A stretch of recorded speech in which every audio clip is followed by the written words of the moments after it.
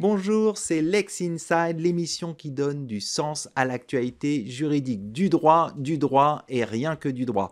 Au programme de ce numéro, on va parler de la procédure pénale numérique avec mon invitée Anne-Laure Sandretto, directrice du programme procédure pénale numérique au sein des ministères de la Justice et de l'Intérieur. On parlera également de la religion dans l'entreprise avec mon invité Sébastien Mailloux, avocat au sein de Barthélemy Avocat. Et enfin, on parlera de la pratique de la QPC par les avocats avec Mathieu Dizan, professeur à l'école de droit de la Sorbonne au sein de l'université Paris-Panthéon-Sorbonne. Voilà pour les titres. Lex Inside, c'est parti!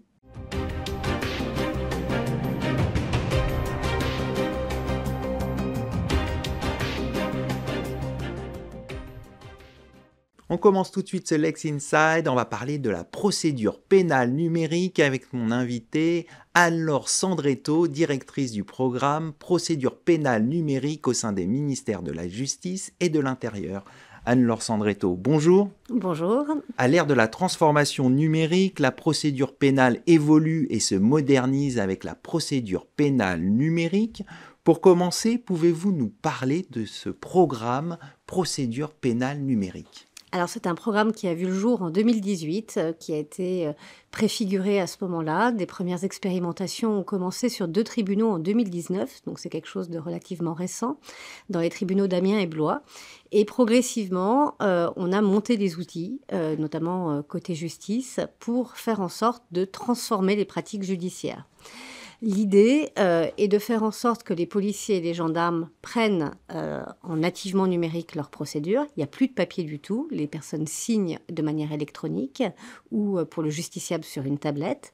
Et derrière, ces procédures sont envoyées aux tribunaux de manière totalement dématérialisée par les flux et sont traitées après par les tribunaux, eux aussi de manière dématérialisée, sans qu'à aucun moment on émette du papier. Alors, on en sait plus sur le projet. Concrètement, quel est l'objectif ? L'objectif, c'est de faire en sorte de rentrer aussi dans les politiques prioritaires du gouvernement, du zéro papier. C'est aussi d'accélérer le temps judiciaire, puisque, comme vous le savez, en papier, le temps que la procédure navigue d'un point A à un point B, ça peut être relativement long. Par les flux, c'est très rapide. Et ça permet effectivement de compresser le temps judiciaire et aussi de modifier la procédure qui ne devient non pas des procès-verbaux à lire, mais de la donnée, et donc sur lequel on peut aussi travailler pour accélérer le temps judiciaire. Donc accélérer le temps judiciaire, faire évoluer la procédure, quelles sont les grandes étapes ? Les grandes étapes vont être surtout le déploiement au sein des tribunaux. Donc il y a tout un plan de déploiement qui a commencé en 2021, qui a été progressif. On a d'abord commencé par travailler sur des petites procédures sans grands enjeux, qui étaient les classements sans suite. Ça représente à peu près 60% des procédures judiciaires, pour faire en sorte que ces procédures arrivent du côté judiciaire, soient enregistrées automatiquement et soient rangées au bon endroit dans l'armoire numérique.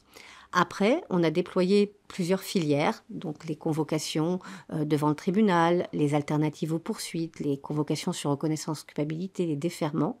Et progressivement, chaque tribunal va augmenter le nombre de filières qu'il va traiter par le biais de la procédure pénale numérique. Donc, pour le moment, on a tous les tribunaux sont déjà déployés sur les classements sans suite 21, 11, 21 et 71, donc les infractions non caractérisées, les auteurs inconnus, donc ces petites procédures du démarrage. On a terminé les 2 derniers tribunaux judiciaires à Mata-Utu et à Nouméa la semaine dernière, donc c'est tout récent. Et sur les filières correctionnelles, tous les tribunaux ont aussi commencé. Les seuls tribunaux qui n'ont pas débuté sont celui de Cayenne qui commencera au mois de mai et celui de Basse-Terre qui commencera au mois de juin. Le but est de faire en sorte que tous ces tribunaux aient déployé la totalité des filières correctionnelles d'ici fin 2025. Pour l'instant, ils sont 18 sur 168, donc ça nous laisse Il y a de la marge. Le challenge pour arriver jusqu'au bout de l'année. Quel est l'accueil dans les juridictions ? Dans les juridictions, on a plutôt des retours favorables. On voit qu'effectivement, les problèmes inhérents au papier sur l'arrivée des procédures, le fait de devoir relancer, d'attendre les procédures, de devoir se partager les exemplaires, était quelque chose de très compliqué avant. Là, là, vous avez une procédure qui, dès qu'elle est clôturée par les forces de sécurité intérieure, est envoyée, elle est réceptionnée et elle est mise à la disposition notamment des partenaires extérieurs tels que les avocats de manière beaucoup plus rapide. Là où avant, on devait attendre, une fois que la procédure était arrivée, de la scanner, de l'enregistrer, de la donner à l'avocat ou voire de la photocopier si on est encore un peu plus en arrière. Alors, vous avez mentionné les avocats. Dans la chaîne pénale, il y a aussi les policiers, les gendarmes, les greffiers, les commissaires de justice. Alors, comment vous avez intégré ces différents acteurs dans votre projet, dans ce programme Procédure pénale numérique? Alors pour commencer par le début de la chaîne, les gendarmes et les policiers prennent leur procédure en nativement numérique à 85% à l'heure actuelle. C'est-à-dire que 85% des procédures correctionnelles sont prises dans les commissariats et les gendarmeries de cette manière-là et sont ensuite transmises aux juridictions au fur et à mesure que les flux sont ouverts. Les commissaires de justice, nous avons aussi travaillé avec eux avec un outil qui s'appelle Nautidoc, qui permet notamment de leur envoyer toutes les convocations et les significations qui sont faites aux huissiers de justice en matière pénale par ce biais-là, en évitant des ressaisies avec de la donnée qui est transmise directement, et ce qui fait aussi un gain de temps pour nos partenaires que sont les commissaires de justice. Pour les avocats, toutes les procédures désormais sont envoyées par ce biais-là de manière extrêmement rapide. Comme je vous le disais, plus de temps de numérisation qui est faite, donc c'est plutôt reçu très favorablement. On essaye de faire en sorte de mettre à disposition du Wi-Fi avocat dans toutes les juridictions pour les procédures urgentes pour qu'ils puissent les récupérer rapidement. Et lorsque le Wi-Fi ne marche pas ou que l'avocat n'a pas son propre matériel, on met à disposition des tablettes pour qu'il puisse lire la procédure. Alors, un autre acteur à mentionner qui est important, c'est aussi le justiciable. Concrètement, quel est l'intérêt de cette procédure pénale numérique pour le justiciable? Pour le justiciable, ce sera d'abord le gain de temps dans le mode de fonctionnement de la justice. C'est-à-dire qu'à partir du moment où on va plus vite, son avocat aura plus rapidement la procédure, il y aura moins besoin de renvoi du dossier, et donc on va pouvoir à terme juger beaucoup plus rapidement les affaires, de par cette accélération dans la prise de connaissance de la procédure et le partage à l'ensemble des acteurs. À terme, on travaille aussi pour que le consentement du justiciable à la digitalisation puisse être reconnu. Ça, c'est des travaux qui sont menés avec la direction des affaires criminelles et des grâces, et pour pouvoir faire en sorte de pouvoir par la suite informer aussi par le même biais le justiciable sur les suites judiciaires dans les plaintes qu'il aura pu déposer ou dans les procès sur lesquels il est mis en cause. Au-delà de ces développements pour le justiciable, est-ce qu'il y a d'autres développements qui sont prévus pour améliorer ce programme Procédure pénale numérique? Il y a tout un travail sur la donnée, comme je vous le disais tout à l'heure, pour faire en sorte de pouvoir mettre en avant les éléments saillants d'une procédure, pour accélérer, je dirais, le temps de prise en compte par le greffier et le magistrat. Et au-delà de la prise en compte, c'est aussi toutes les alertes qu'on va pouvoir mettre en place sur la légalité de la procédure, sur le respect, sur l'existence de scellés, sur toutes les alertes procédurales qui peuvent exister, qui vont faciliter le travail des greffiers et des magistrats, et aussi, bien évidemment, améliorer la qualité de la réponse judiciaire. Pour terminer, c'est un projet qui a commencé en 2018, il me semble. On est en 2025. Aujourd'hui, quel bilan on peut faire de ce programme? Fin 2025, on aura déployé l'ensemble des juridictions. Donc sur le déploiement, je pense qu'on aura atteint les objectifs qui nous ont été fixés. Il nous faudra encore quelques années pour construire la fin des outils que nous sommes en train de construire à l'heure actuelle. Et ces outils qui nous permettront notamment d'utiliser la donnée. Donc je pense qu'on a encore quelques années devant nous pour arriver au point final de ce programme. Mais en tout cas, le déploiement, pour le moment, est pleinement réussi et pris en compte par l'ensemble des tribunaux. Tous les voyants sont au vert. Pour le moment, totalement. On va conclure là-dessus. Merci Anne-Laure Sandretto. Je rappelle que vous êtes directrice du programme Procédure pénale numérique au sein des ministères de la Justice et de l'Intérieur. Merci. Tout de suite, l'émission continue. On va parler de religion dans l'entreprise.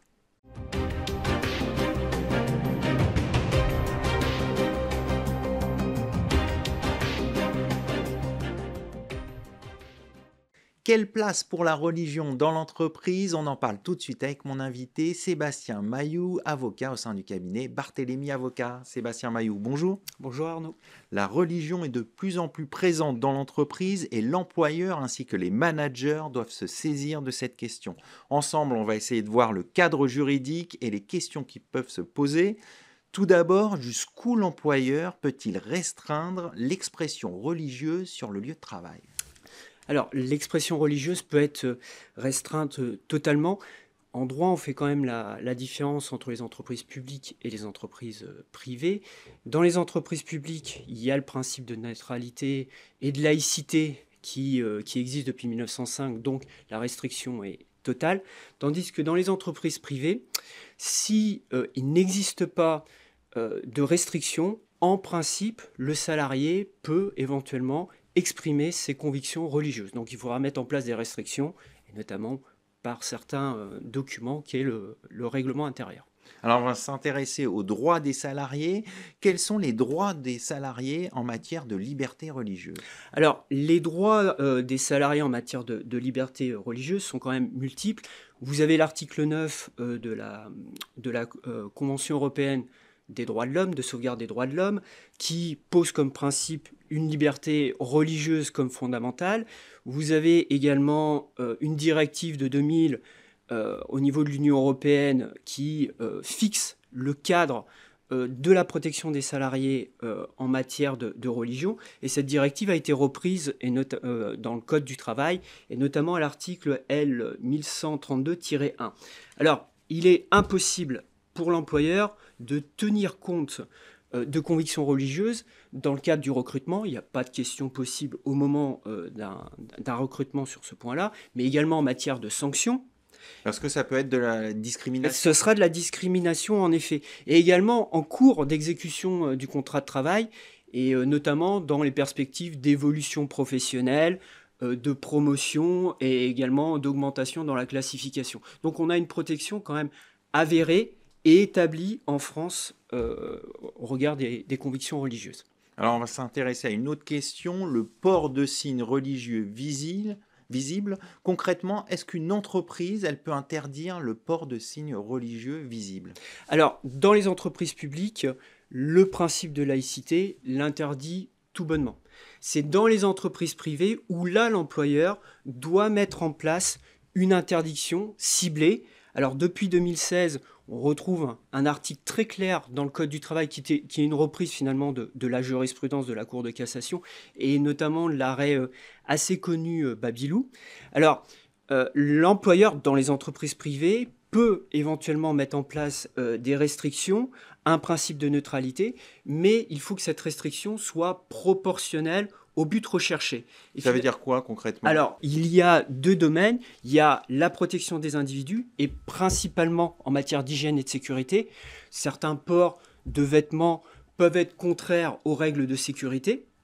Et vous avez également, deuxième élément, la bonne marche de l'entreprise et notamment le risque d'association entre la religion et l'image de l'entreprise qui peut permettre cette restriction. Et notamment si votre salarié est en contact avec la clientèle. Donc, tous les postes ne sont pas... On ne peut pas mettre une restriction totale sur tous les postes. Si vous êtes dans un bureau tout seul, devant un ordinateur, vous n'avez pas de contact avec la clientèle, il n'y a aucun risque. La restriction en matière de religion ne peut pas s'appliquer à vous. Donc, il faut vraiment une clause très précise dans le règlement intérieur de l'entreprise et détaillée. Comment ça doit être rédigé, grosso modo? Alors, en général, on cible les postes où l'interdiction est émise et on explique pourquoi. Et notamment, l'hygiène et la sécurité sont quand même des vecteurs assez intéressants pour restreindre la religion. Alors, il y a une autre question qui peut se poser, c'est quand un salarié demande un aménagement d'horaire pour sa pratique religieuse. Concrètement, comment ça se passe? Quelles sont les obligations de l'employeur en la matière? Alors, là encore, je vais vous parler en matière privée, parce qu'en matière publique, il y a une restriction totale. Il n'y a aucune obligation de la part de l'employeur. Hormis si vous avez parfois des conventions collectives de branche qui prévoient des possibilités d'aménagement d'horaire, voire des jours, éventuellement des jours fériés pour la pratique de certaines religions. Et également, vous avez parfois des accords d'entreprise qui prévoient avec précision éventuellement des aménagements d'horaire. Mais il est possible, ça m'est arrivé de le rédiger, des contrats de travail qui prévoient des pauses spécifiques éventuellement pour faire des prières, etc. Mais c'est au bon vouloir de l'employeur à la demande du salarié. Mais rien n'empêche éventuellement qu'un salarié au cours d'une pause, fasse éventuellement une prière dans son bureau tant que ça ne perturbe pas le fonctionnement de l'entreprise, dans la mesure où on n'est pas dans le cadre du temps de travail effectif. D'accord. Alors, il y a un autre cas qui peut se présenter, c'est le cas où le salarié refuse une tâche ou un client du fait de sa pratique religieuse. Alors, là encore, il n'a pas la possibilité, hormis éventuellement si on a aménagé son poste de travail contractuellement avec la possibilité qu'il puisse refuser. Je pense notamment, ça m'est déjà arrivé, un boucher d'origine musulmane qui voulait pas toucher la viande de porc. On était sur des métiers en tension, donc on avait accepté contractuellement qu'on associe quelqu'un avec lui au moment où il fallait qu'il serve de la viande de porc. Mais ça, c'était fixé contractuellement. Sinon, il n'a pas la possibilité de refuser du fait de ses convictions religieuses. Alors, dans le cas où la pratique de la religion d'un salarié pose de nombreux problèmes, est-ce que l'employeur peut aller jusqu'au licenciement du fait de cette pratique religieuse dans l'entreprise? Alors, on peut aller jusqu'au licenciement, et notamment, alors c'est relativement assez simple, si on a une interdiction en matière d'hygiène et de sécurité et que le salarié ne se conforme pas à ces principes-là. En matière de contact avec la clientèle, et d'association avec l'image de l'entreprise, la Cour de cassation est un tout petit peu plus restrictive. Elle nous demande quand même, avant d'aller jusqu'au licenciement, de faire des efforts d'adaptation de poste, éventuellement de le reclasser. Alors, ce n'est pas véritablement un reclassement d'un point de vue juridique, mais essayer de trouver un poste qui ne serait pas en contact avec la clientèle, mais qui n'entraîne aucune charge supplémentaire pour l'employeur. Le licenciement, ça doit être le dernier recours. Oui, notamment en matière de contact avec la clientèle, si vous appuyez dessus. Oui. Alors, comment on fait pour concilier cette liberté religieuse avec le bon fonctionnement du service, en définitive? Alors, parfois, c'est pas si simple que ça. Moi, je partais plutôt du principe qu'il fallait être restrictif et interdire la religion quand on le pouvait. Mais on s'aperçoit que depuis la période sanitaire, dans certains métiers, on est en tension en termes de recrutement. Donc parfois, on accepte l'aménagement dans l'entreprise. J'ai des entreprises qui ont mis en place des salles de prière dédiées. Et puis, ça peut être un élément d'enjeu dans ce qu'on appelle les accords qualité de vie et conditions de travail, où on intègre parfois des points où on facilite la pratique religieuse, voire le port de signes religieux dans l'entreprise. Pour finir, qu'est-ce que vous recommandez? Est-ce qu'il faut plutôt mettre une clause dans le contrat de travail ou plutôt en discuter avec les salariés concernés? Moi, je pars du principe que sur des métiers où il y a des problématiques de sécurité, il faut être très restrictif et prévoir dans le règlement intérieur une interdiction de la religion, tout bonnement, également en matière d'hygiène. En matière d'image de l'entreprise et de contact avec la clientèle, comme on n'est pas éventuellement sûr de l'évolution de la jurisprudence, j'aurais tendance à dire qu'il faut en discuter, et notamment on en discute avec les clients, voir si ils acceptent ou non de mettre en place une restriction. On va conclure là-dessus. Merci Sébastien Mailloux. Je rappelle que vous êtes avocat au sein du cabinet Barthélémy Avocat. Merci. Tout de suite, l'émission continue. On va parler de la pratique de la QPC par les avocats.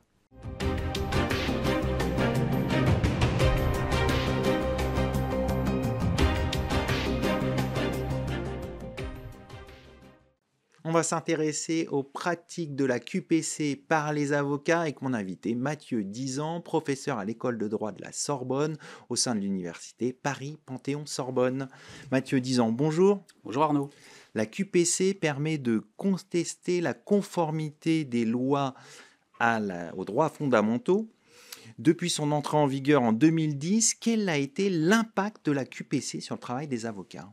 Un impact majeur, puisque effectivement avec l'arrivée de la QPC, les avocats ont été connectés avec la Constitution, parce qu'avant 2010, le contentieux constitutionnel était seulement un contentieux a priori, préalable à la promulgation, et donc un contentieux sans avocat. À partir de 2010, les avocats vont avoir une pratique du contrôle de constitutionnalité de la loi.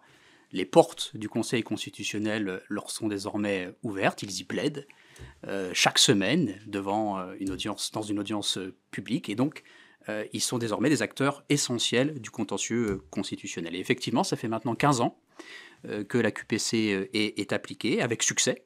Et je pense d'ailleurs que les avocats sont les premiers artisans de ce succès. Le constat général que l'on peut tirer, c'est qu'il y a quand même, malgré ce succès, un potentiel que je qualifierais de sous-exploité. Sous-exploité parce que le réflexe constitutionnel, qui était à l'origine de cette réforme, donner un réflexe constitutionnel, ne s'est pas finalement répandu dans tous les cabinets et auprès des 77 000 avocats, ou du moins pas tout à fait de la même façon. Vous avez une explication par rapport à ça ? Oui, l'explication, c'est que la grande majorité des avocats restent quand même éloignés de la pratique de la QPC. Dans une étude que j'avais dirigée il y a maintenant 5 ans, 80% des avocats se disaient encore éloignés de la pratique de la QPC. Donc, il y a probablement une raison principale à cela, c'est le défaut d'expertise. Parce qu'effectivement, le contentieux QPC nécessite une expertise en contentieux constitutionnel et ça nécessite aussi de maîtriser un certain nombre d'éléments, de savoir choisir le bon dossier, choisir le moment dans lequel il faut déposer une QPC. Donc c'est toute une série de questions qui se posent proprement au contentieux QPC. Et puis j'ajouterais peut-être un élément qu'il faut souligner, c'est la nature du client. Parce qu'effectivement, il y a une pratique différente selon que le client est un client institutionnel ou associatif, qui peut aussi avoir pour objectif un intérêt général, et puis un client particulier pour lequel l'intérêt général n'est pas le premier objectif à prendre en considération. Alors vous l'avez dit, tous les avocats ne sont pas saisis de cet outil juridique qu'est la QPC. Quel est l'intérêt stratégique pour un avocat de soulever une QPC dans un dossier ? Alors, le principal, c'est évidemment la puissance abrogative de la QPC. Ça, c'est un avantage absolument considérable. La QPC n'est évidemment pas un recours juridique comme les autres. Il peut produire l'abrogation d'une disposition législative, donc avec un effet erga omnes. Donc ça en fait une arme unique, une arme absolument exceptionnelle. Et les avocats les mieux informés, d'ailleurs, en ont parfaitement conscience, comme ils ont conscience, d'ailleurs, que couplé à la publicité de l'audience, la QPC présente une résonance médiatique, une résonance aussi sociétale tout à fait considérable et inégalée au regard des autres contentieux. Mais l'intérêt stratégique de la QPC, c'est pas simplement l'abrogation. Des stratégies plus fines peuvent aussi permettre d'utiliser la QPC, par exemple, pour orienter l'interprétation de la loi. En particulier, la technique des réserves d'interprétation qui est utilisée par le Conseil constitutionnel permet de déclarer une disposition conforme à la Constitution à la condition de respecter, d'appliquer la loi telle qu'elle est précisée, dans le sens qui est précisé par le Conseil constitutionnel. Ça, c'est une stratégie qui permet finalement de solliciter une certaine signification de la loi, indépendamment de son abrogation. C'est une stratégie qui peut s'avérer extrêmement efficace et qui est bien comprise par ceux qui maîtrisent la procédure. Une autre stratégie peut être aussi d'ailleurs d'utiliser le filtrage de la QPC. C'est quoi le filtrage de la QPC ? Avant de remonter au Conseil constitutionnel, la QPC doit être filtrée par le juge administratif et le juge judiciaire, et évidemment le Conseil d'État et la Cour de cassation, qui sont les portiers en quelque sorte du Conseil constitutionnel. Et au stade du filtrage, on peut très bien avoir déjà gain de cause, d'une certaine façon, en obtenant une certaine interprétation de la loi, parfois en essayant de fixer une jurisprudence, ou parfois en résolvant une sorte de divergence propre au contentieux ordinaire à l'occasion duquel on soulève une QPC. Donc vous voyez, les stratégies finalement peuvent s'avérer extrêmement variées, parfois très subtiles, en fonction des attentes, en fonction bien sûr du dossier. Et comme dans toute stratégie, vous le savez, tout dépend aussi, et peut-être d'abord, du stratège. Bien sûr. Alors, on a vu l'intérêt stratégique pour les avocats de soulever les QPC. Concrètement, quels sont les types de dossiers qui se prêtent le plus à l'introduction d'une QPC ? Tous. Tous les dossiers où l'avocat repère que le problème peut se loger dans une disposition législative. Donc, autrement dit, quand la gêne vient de la loi, ou de son interprétation, comme vous l'avez compris, il faut s'interroger sur une possible QPC. Donc peu importe le domaine, tous les domaines du droit sont concernés, absolument tous. Statistiquement, il y a 4 blocs aujourd'hui, affaires publiques, fiscalité, droit pénal, procédure pénale et droit social, mais c'est absolument pas exclusif d'autres domaines qui sont statistiquement plus faibles, mais qui sont très importants. Je pense au contentieux environnemental, par exemple. Donc en réalité, la décision d'engager une QPC, c'est lié à l'environnement du dossier, c'est lié à l'appréciation des résultats envisageables, c'est lié, bien sûr, aux attendus du client avant tout, mais c'est aussi lié à la visibilité de ce type de recours. Et donc, finalement, le bilan d'opportunité présente souvent beaucoup plus d'avantages que d'inconvénients dans la mise en route d'une QPC. Pour le reste, techniquement, c'est une procédure qui est très ouverte. On peut la poser devant n'importe quelle juridiction, on peut la poser à tout moment, en premier ressort, en appel, voire éventuellement en cassation.